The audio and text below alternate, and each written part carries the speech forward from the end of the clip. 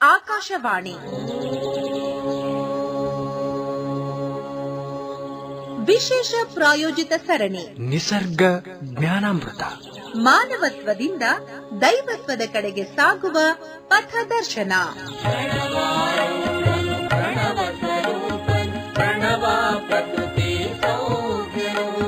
ಪ್ರಾಯೋಜಕರು ವೈದ್ಯ ಸಂಗಣ್ಣ ಯೋಗ ಮತ್ತು ನಿಸರ್ಗೋಪಚಾರ ಕೇಂದ್ರ, ಶ್ರೀ ಗುರು ಬಸವ ಮಹಾಮನೆ, ಮನಗುಂಡಿ, ಧಾರವಾಡ. ನಿಸರ್ಗ ಜ್ಞಾನಾಮೃತ. ಪ್ರಣವ ಷಡಂಗ ಸಮರಸ ನಮ್ಮ ಕೂಡಲ ಸಂಗಮದೇ. ಈ ಕಾರ್ಯಕ್ರಮಕ್ಕೆ ಶುಭಾಶಯ ಕೋರುತ್ತಾರೆ ಶ್ರೀಮಾನ್ ರವಿ ಮೆಳವಂಕಿ, ನಿವೃತ್ತ ವ್ಯವಸ್ಥಾಪಕರು, ಕೆನರಾ ಬ್ಯಾಂಕ್, ಧಾರವಾಡ. ಪ್ರಣವಾರೂಢನು ಪ್ರಣವ ಸ್ವರೂಪನು ಪ್ರಣವ ಪ್ರಕೃತಿ ಸೌಖ್ಯನು ಪ್ರಣವ ಪ್ರಕೃತಿ ಸೌಖ್ಯನು ಪ್ರಣವ ಪ್ರಕೃತಿ ಸೌಖ್ಯನು. ಆತ್ಮೀಯ ಕೇಳುಗರೆ, ತಮ್ಮೆಲ್ಲರಿಗೂ ನಮಸ್ಕಾರ. ನಿಸರ್ಗ ಜ್ಞಾನಾಮೃತ ಮಾನವತ್ವದಿಂದ ದೈವತ್ವದೆಡೆಗೆ ಸಾಗುವ ಪಥದರ್ಶನ ಕಾರ್ಯಕ್ರಮ ಸರಣಿಗೆ ಸ್ವಾಗತ. ನಮ್ಮ ಸ್ಟುಡಿಯೋದಲ್ಲಿ ಧಾರವಾಡ ತಾಲೂಕು ಮನ್ಗುಂಡಿಯ ವೈದ್ಯ ಸಂಗಣ್ಣ ಮತ್ತು ನಿಸರ್ಗೋಪಚಾರ ಕೇಂದ್ರದ ಶ್ರೀ ಬಸವಾನಂದ ಸ್ವಾಮೀಜಿಯವರಿದ್ದಾರೆ. ನಮಸ್ಕಾರ ಸ್ವಾಮೀಜಿ. ನಮಸ್ಕಾರ ಮೇಡಮ್. ಹಿಂದಿನ ವಾರ ನಮ್ಮ ಎಲ್ಲ ಕೇಳುಗರಿಗೆ ಈಶ್ವರ ಪ್ರಣಿಧಾನದ ಬಗ್ಗೆ ಹೇಳ್ತಾ ಇದ್ರಿ ತಾವು. ಅದನ್ನೇ ಇವತ್ತು ಮುಂದುವರಿಸಬೇಕು ಅಂತ ತಮ್ಮಲ್ಲಿ ಕೇಳ್ಕೊಳ್ತಾ ಇದ್ದೀನಿ. ಈಶ್ವರ ಪ್ರಣಿಧಾನ ಅಂದ್ರೆ ಮೇಡಮ್ ಶರಣಾಗತಿ ಭಾವ ಅಂತ ಇನ್ನೊಂದು ಶಬ್ದ ಬಳಸಬಹುದು. ಸಂಪೂರ್ಣ ಶರಣಾಗತಿ, ಟೋಟಲ್ ಸರೆಂಡರ್ನೆಸ್ ಅಂತ ಹೇಳಿ ಮಹರ್ಷಿ ಅರವಿಂದರು ಕೂಡ ಬಳಸ್ತಾರೆ. ಎಷ್ಟರ ಮಟ್ಟಿಗೆ ಅಂದ್ರೆ ಈ ಮಗು ಮತ್ತು ತಾಯಿ ಸಂಬಂಧದ ಹೋಲಿಕೆ ಕೊಡ್ತಾರೆ. ಬಸವಣ್ಣವರು ಕೂಡ ಅದನ್ನು ಹೇಳ್ತಾರೆ. ಹಾವು ಕಿಚ್ಚು ಮುಟ್ಟಿಹ ಶಿಶುವೆಂದು ಹೆತ್ತ ತಾಯಿ ಮಗನ ಬೆಂಬತ್ತಿ ಬಪ್ಪಂತೆ ಇಪ್ಪೆ ಎನ್ನೊಡನೆ ಕೂಡಲ ಸಂಗಮ ದೇವ. ಈ ಭರವಸೆ, ಇದು ಈಶ್ವರ ಪ್ರಣಿಧಾನ. ಅಂದ್ರೆ ಏನು? ಹಾವು ಕಿಚ್ಚು ಮುಟ್ಟಿಹ ಶಿಶುವೆಂದು. ಹಾವು ಅಂದ್ರೆ ಮಕ್ಕಳು ಆಟ ಆಡ್ತಾ ಆಡ್ತಾ ಆಡ್ತಾ ಹೋಗ್ತವೆ. ಅದು ಮಗು, ಸಣ್ಣ ಮಗು, 1 ವರ್ಷ 2 ವರ್ಷದ ಒಳಗಡೆ ಇರ್ತಕ್ಕಂತಹ ಮಗು. ಅದು ಏನು ಮುಟ್ಟಬಾರದು, ಏನು ಮುಟ್ಟಬೇಕು ಅಂತ ಗೊತ್ತಾಗಲ್ಲ. ಹೋಗಿ ಬೆಂಕಿಯನ್ನು ಹಿಡಿದು ಬಿಡುತ್ತ. ಹಾವು ಮುಂದೆ ಅಕಸ್ಮಾತ್ ಹಾವಿನ ಮರಿ ಹೋಗ್ತಿತ್ತಂದ್ರೆ ಅದನ್ನು ಅದು ಸಹಜವಾಗಿ ಇಟ್ಕೊಳ್ಳುತ್ತೆ. ಆವಾಗ ಆ ಮಗುಗೆ ಹಾವು ಕೆಟ್ಟದ್ದು ಅಂತಾನು ಗೊತ್ತಿಲ್ಲ, ಬೆಂಕಿ ಸುಡುತ್ತೆ ಅಂತಾನು ಗೊತ್ತಿಲ್ಲ, ಕೈ ಇಡೋದಷ್ಟೇ ಗೊತ್ತು. ಆವಾಗ ಆ ಮಗುವನ್ನ ಸಂರಕ್ಷಣೆ ಮಾಡುವ ಹೊಣೆ ಯಾರದ್ದಪ್ಪ ಅಂದ್ರೆ ದೇವ್ರದ್ದು, ಆ ತಾಯಿದು. ಮೊದಲ ತಾಯಿ ಮಗುವನ್ನ ಸಂರಕ್ಷಣೆ ಮಾಡಬೇಕು. ಹಾವು ಕಿಚ್ಚು ಮುಟ್ಟಿಹ ಶಿಶುವೆಂದು ಹೆತ್ತ ತಾಯಿ ಮಗನ ಬೆಂಬತ್ತಿ ಬಪ್ಪಂತೆ. ಆ ಮಗು ಎಲ್ಲೋಗುತ್ತೋ ಅಲ್ಲಿ ತಾಯಿ ಓಡಾಡ್ತಿರ್ತಾಳೆ, ಅದ್ರ ಹಿಂದೆನೆ ಹೋಗ್ತಿರ್ತಾಳೆ, ನೋಡ್ತಿರ್ತಾಳೆ, ತೊಂದರೆ ಮಾಡ್ಕೋಬಾರ್ದು ಅಂತ ಹೇಳಿ.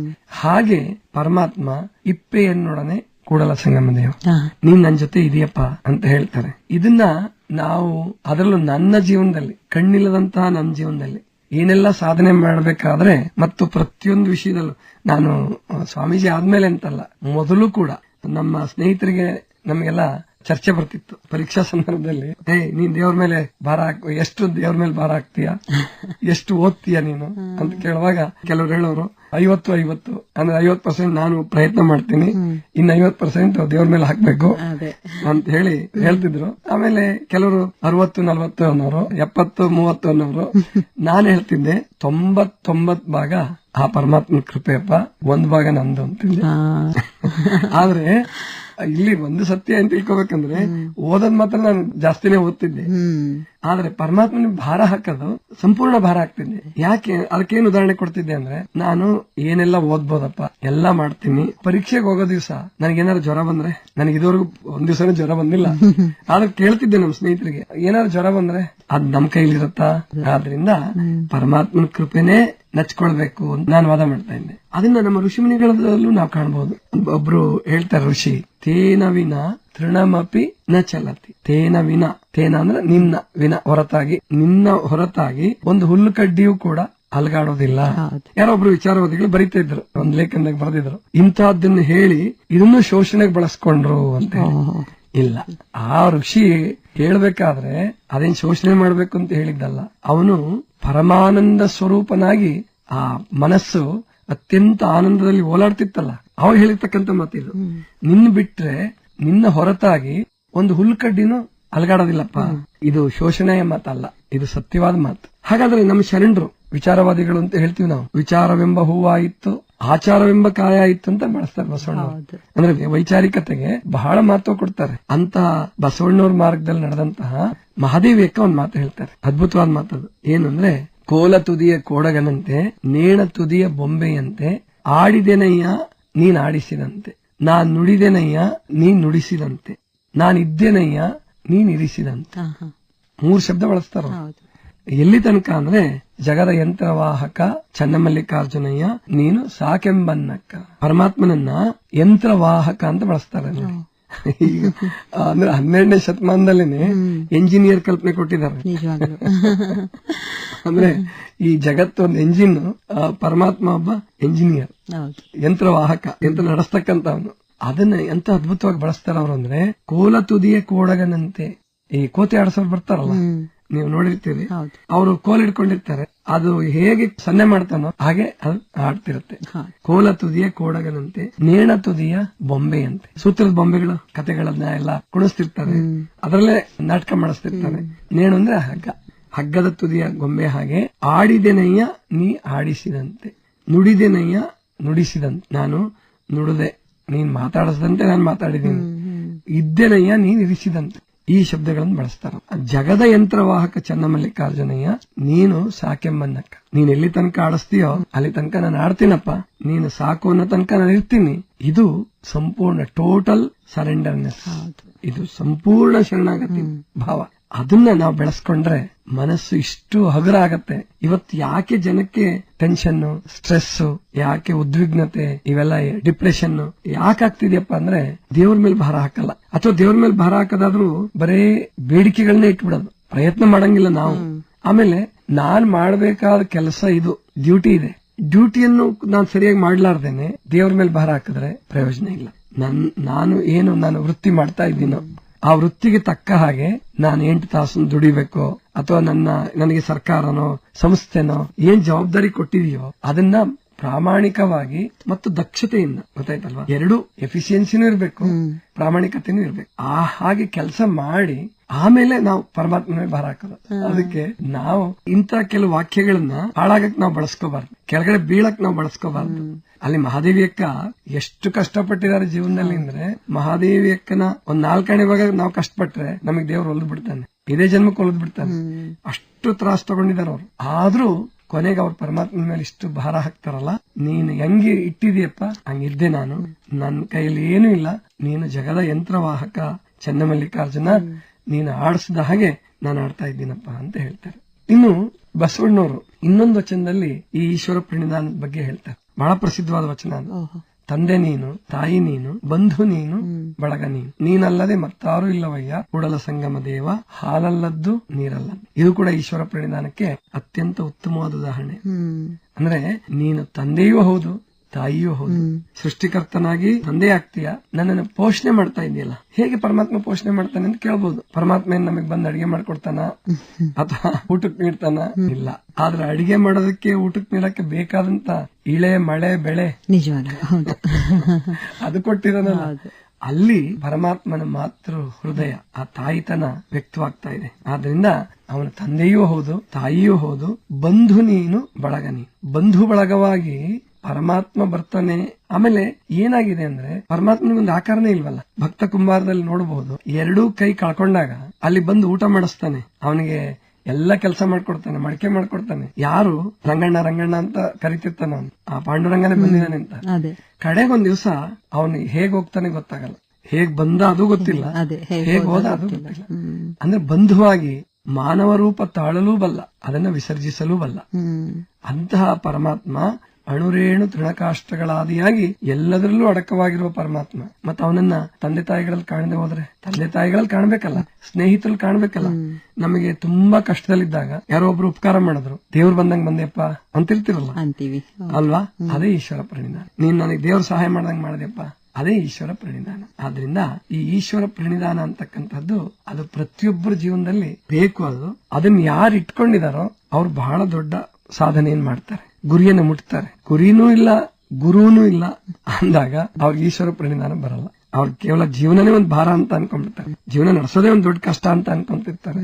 ಅಂತವ್ರಿಗೆ ಈಶ್ವರ ಪ್ರಣಿಧಾನ ಅವ್ರಿಗೂ ಸುಲಭವಾದ ಉಪಾಯ ಅಂದ್ರೆ ಈ ಜಾತ್ರೆಗಳು, ಹಬ್ಬಗಳು, ಅಥವಾ ಎಲ್ಲಾರು ಹೋಗಿ ಬರ್ತಿರ್ತಾರಲ್ಲ, ಮನೆ ದೇವ್ರಿಗೆ ಹೋಗಿ ಬಂದೆ, ಇಷ್ಟೆಲ್ಲ ತೃಪ್ತಿ ಪಡ್ತಾರೆ. ಆಮೇಲೆ ಅಂತ ಅವ್ರು ಕೆಲವ್ರು ಏನಂದ್ರೆ ಕಷ್ಟ ಬಂದ್ರೆ ದೇವ್ರಿಗೆ ಬೈಯಕ್ಕೂ ಹಿಂಜರಿ ಇಲ್ಲ ಅವರು. ನಿಜವಾಗ್ಲು ನಾನು ಎಷ್ಟು ಪೂಜೆ ಮಾಡಿದೆ, ನಿನ್ಗೆ ಎಷ್ಟು ನಡ್ಕೊಂಡೆ, ನಾನು ನನ್ಗೆ ಹಿಂಗಾಯ್ತಲ್ಲ, ನನಗೆ ಇಷ್ಟು ನುಕ್ಸಾನ್ ಆಯ್ತಲ್ಲ, ನನ್ ಮಗ ತೀರ್ಕೊಂಡಲ್ಲ. ಈ ಹುಟ್ಟು ಸಾವು ಕೂಡ ನಮ್ ಕೈಲಿಲ್ಲ. ನಿಜವಾಗಿ ಅದನ್ನು ನಮ್ಮ ಶ್ರೋತೃಗಳು ತಿಳ್ಕೋಬೇಕು.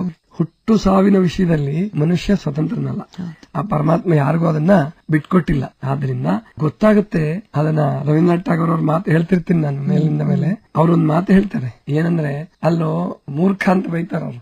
ನೀನು ಹುಟ್ಟೋಕ್ ಮುಂಚೆನೆ, ಅಂದ್ರೆ ಈ ಎದೆಗೋದಿ ಪಡ್ತಿರ್ತಾರಲ್ಲ, ಬೇಗೋದಿ ಪಡ್ತಿರ್ತಾರ ಕೆಲವರು, ಏನು ಮುಂದೇನು ನನ್ ಕೆಲ್ಸ ಹೋಗ್ಬಿಟ್ರೆ ಹಂಗೆ. ಎಷ್ಟೋ ಜನ ಬೇರೆಯವ್ರ ಕೆಲಸ ಹೋದಾಗ ತಾವ್ ಆತ್ಮಹತ್ಯೆ ಮಾಡ್ಕೊಂಡಿದ್ದಾರೆ. ನನ್ ಕೆಲಸ ಹಿಂಗೆ ಹೊರಟೋದ್ರೆ ಅಂತ ಹೇಳಿ ಭಯಕ್ಕೆ. ಅದಕ್ಕೆ ರವೀಂದ್ರನಾಥ್ ಠಾಗೋರ್ ಹೇಳ್ತಾರೆ, ನೀನು ಹುಟ್ಟೋಕ್ ಮುಂಚೆನೆ ನಿನ್ನ ತಾಯಿ ಎದೆಯಲ್ಲಿ ಹಾಲಿಟ್ಟವ್ರು ಯಾರು ಕೇಳ್ತಾರ ಅವ್ರು. ನಿನ್ನ ತಾಯಿ ಎದೆಯ ಹಾಲಿಟ್ಟವ್ರು ಯಾರು? ನೀನು ಹುಟ್ಟೋಕ್ ಮುಂಚೆನೆ ಪರಮಾತ್ಮ ರೆಡಿ ಮಾಡಿಟ್ಟಿದ್ದಾನೆ. ಯಾಕೆ ಹೆದರ್ತೀಯ? ಯಾಕೆ ಭಯ ಪಡ್ತೀಯ? ಹೀಗೆ ನಾವು ಶರಣಾಗತಕ್ಕಂಥದ್ದನ್ನ ಕಲಿಬೇಕು. ಅದು ಶರಣಾಗತಿ ಭಾವ ಮರೆವಿನಿಂದ ಅಥವಾ ಮೂಢತೆಯಿಂದ ಬರುವಂತದ್ದಲ್ಲ. ಸಂಪೂರ್ಣ ಶರಣಾಗತಿ ಸಂಪೂರ್ಣ ಪ್ರಯತ್ನದಿಂದ ಮತ್ತು ಸುಸಂಸ್ಕಾರದಿಂದ, ಚಿತ್ತದಲ್ಲಿ ಅಡಕವಾಗಿರುವಂತಹ ಸುಸಂಸ್ಕಾರದಿಂದ ಬರ್ತಕ್ಕಂಥದ್ದು ಈ ಈಶ್ವರ ಪ್ರಣಿಧಾನ. ಅಂತಹ ಈಶ್ವರ ಪ್ರಣಿಧಾನವನ್ನ ಪ್ರತಿಯೊಬ್ಬರು ತಮ್ಮ ಜೀವನದಲ್ಲಿ ಅಳವಡಿಸಿಕೊಳ್ಳಿ. ಬೆಳಗ್ಗೆ ಏನೇ ಕೆಲಸ ಪ್ರಾರಂಭ ಮಾಡಕ್ ಮುಂಚೆ ಒಂದು 5 ನಿಮಿಷ 10 ನಿಮಿಷ ಕಡೆಗೆ ಸಮಯ 15 ನಿಮಿಷ ಸಮಯ ಪರಮಾತ್ಮನ ಪ್ರಾರ್ಥನೆಗಾಗಿ, ಧ್ಯಾನಕ್ಕಾಗಿ ಇಟ್ಕೊಳ್ಳಿ. ಅದು ನಿಮ್ಮ ಜೀವನದಲ್ಲಿ ಅಗಾಧವಾದ ಪರಿವರ್ತನೆಯನ್ನು ತರಬಲ್ಲದು. ಕೇಳಿದ್ರಲ್ಲ ಕೇಳಿಗುರೆ, ಸಂಪೂರ್ಣ ಶರಣಾಗತಿಯಿಂದ ಪರಿಪೂರ್ಣ ಜೀವನ, ಸುಸಂಸ್ಕಾರದಿಂದ ಈಶ್ವರ ಪ್ರಣಿಧಾನಕ್ಕೆ ನಾವು ಹತ್ರ ಆಗ್ಬೇಕು ಅಂತ ಹೇಳಿ ಸ್ವಾಮೀಜಿಯವರು ಇಷ್ಟೊತ್ತು ವಿವರವಾಗಿ ತಿಳಿಸಿದ್ರು. ಇವತ್ತು ನಾವು 65ನೇ ಸಂಚಿಕೆಯಲ್ಲಿ ಕೇಳಲಾದಂತಹ ಪ್ರಶ್ನೆಗೆ ಸರಿಯಾಗಿ ಉತ್ತರಿಸಿ ಯಾರು ಬಹುಮಾನ ಗಳಿಸಿದ್ದಾರೆ ನೋಡೋಣ. ಅದಕ್ಕಿಂತ ಮುಂಚೆ ಇವತ್ತಿನ ಪ್ರಶ್ನೆ. ಈ ವಾರದ ಪ್ರಶ್ನೆ, ಮಹಾದೇವಿ ಅಕ್ಕನವರ ಈಶ್ವರ ಪ್ರಣಿಧಾನದ ವಚನವನ್ನು ಬರೆದು ಕಳಿಸಿರಿ. ಪ್ರಶ್ನೆ ಇನ್ನೊಮ್ಮೆ, ಮಹಾದೇವಿ ಅಕ್ಕನವರ ಈಶ್ವರ ಪ್ರಣಿಧಾನದ ವಚನವನ್ನು ಬರೆದು ಕಳಿಸಿರಿ. ತಮ್ಮ ಉತ್ತರಗಳನ್ನು ಕಳಿಸಲು ವಿಳಾಸ: ಶ್ರೀ ಗುರು ಬಸವ ಮಹಾಮನೆ, ಚನ್ನಯ್ಯನಗಿರಿ, ಮನಗುಂಡಿ, ಧಾರವಾಡ. ಪೋಸ್ಟ್ ಬಾಕ್ಸ್ ಸಂಖ್ಯೆ 1, ಪಿನ್ ಕೋಡ್ ನಂಬರ್ 580007. ಕೇಳುಗರೆ, 65ನೇ ಸಂಚಿಕೆಯ ಪ್ರಶ್ನೆ, ಬೆಂಜಮಿನ್ ಫ್ರಾಂಕ್ಲಿನರ ಬಗ್ಗೆ 3 ವಾಕ್ಯಗಳನ್ನು ಬರೆದು ಕಳಿಸಿರಿ. ಉತ್ತರ: ಬೆಂಜಮಿನ್ ಫ್ರಾಂಕ್ಲಿನ್ ಅಮೆರಿಕ ಸಂಯುಕ್ತ ಸಂಸ್ಥಾನದ ಸಂಸ್ಥಾಪಕರಲ್ಲಿ ಒಬ್ಬರಾಗಿದ್ದರು. ಇವರು ಲೇಖಕರು, ಮಾನವ ಹಕ್ಕುಗಳ ಹೋರಾಟಗಾರರು, ವಿಜ್ಞಾನಿ ಹಾಗೂ ರಾಜ್ಯ ನೀತಿ ಶಾಸ್ತ್ರಜ್ಞರಾಗಿದ್ದರು. ಅಮೆರಿಕ ಸಂಯುಕ್ತ ಸಂಸ್ಥಾನದ ಬಾಸ್ಟನ್ನಲ್ಲಿ ಜನಿಸಿದ ಬೆಂಜಮಿನ್ ಫ್ರಾಂಕ್ಲಿನ್ ಅವರು ಚಿಕ್ಕಂದಿನಿಂದಲೇ ವಿಜ್ಞಾನದಲ್ಲಿ ಆಸಕ್ತಿಯನ್ನು ಹೊಂದಿದ್ದರು. ಸರಿಯಾಗಿ ಉತ್ತರಿಸಿ ಬಹುಮಾನಕ್ಕೆ ಆಯ್ಕೆಯಾದ ನಮ್ಮ ಅದೃಷ್ಟಶಾಲಿ ವಿಜೇತರು: ಪ್ರಥಮ ಅದೃಷ್ಟಶಾಲಿಗಳು ಶ್ರೀ ಸಿದ್ದಲಿಂಗ ಸ್ವಾಮಿ HM, ಜಿಲ್ಲಾ ಸಶಸ್ತ್ರ ಮೀಸಲು ಪಡೆ, ಮಂಗಳೂರು ಘಟಕ, ಪೊಲೀಸ್ ಇಲಾಖೆ, ಮಂಗಳೂರು. ದ್ವಿತೀಯ ಅದೃಷ್ಟಶಾಲಿ ವಿಜೇತರು ಶ್ರೀಮತಿ ಗೌರಮ್ಮ ಯಲ್ಲಪ್ಪ ಕುತನಿ, ದೊಡ್ಡ ಹುಣಸಿ ಮರದ ಹತ್ತಿರ, ಸವಣೂರು, ಹಾವೇರಿ ಜಿಲ್ಲೆ. ತೃತೀಯ ಅದೃಷ್ಟಶಾಲಿ ವಿಜೇತರು ಕುಮಾರಿ ದೀಪಾ ರಮೇಶ್ ಕಾಮಣ್ಣವರ್, ದ್ವಿತೀಯ PUC ವಿದ್ಯಾರ್ಥಿನಿ, ಧಾರವಾಡ. ವಿಜೇತರಿಗೆ ಅಭಿನಂದನೆಗಳು. ಕೇಳುಗರೆ, 66ನೇ ಸಂಚಿಕೆಯ ವಿಜೇತರ ಹೆಸರುಗಳನ್ನು ಮುಂದಿನ ಸಂಚಿಕೆಯಲ್ಲಿ ತಿಳಿಸಲಾಗುವುದು.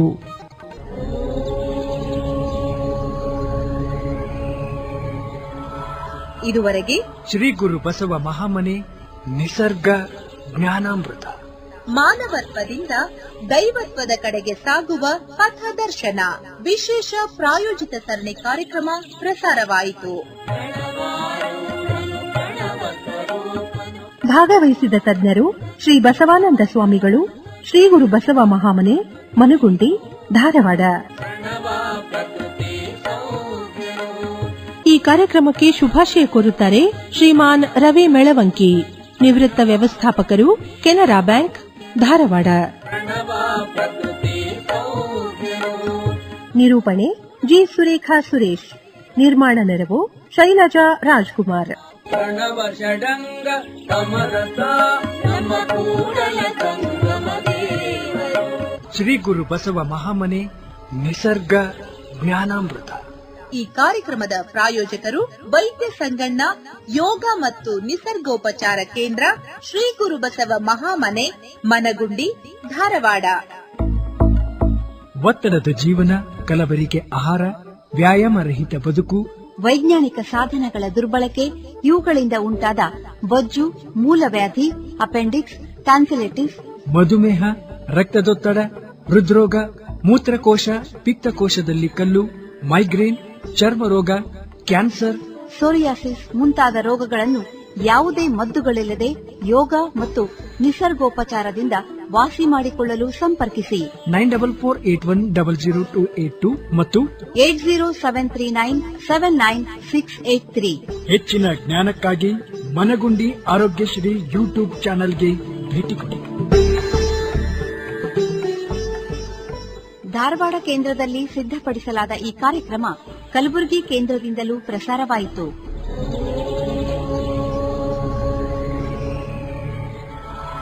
ಮತ್ತೆ ಮುಂದಿನ ಗುರುವಾರ ನಿಸರ್ಗ ಜ್ಞಾನಾಮೃತ.